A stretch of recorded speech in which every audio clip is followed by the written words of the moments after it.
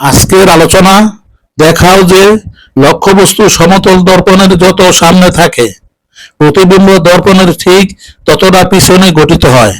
তাহলে মনে করি এম ড্যাশ একটি সমতল দর্পণ। এ লক্ষ্যবস্তু থেকে আলোকরশ্মি দর্পণের বি বিন্দুতে আপতিত হয়ে বিসি পথে প্রতিফলিত হয়। এখন বি বিন্দুতে বিএন লম্বটা নেই। প্রতিফলনের নিয়ম অনুসারে এ বি এম কোণ সমান সি বি এম কোণ। তাহলে সি বি এম কোণ সমান এ বি এম ড্যাশ কোণ।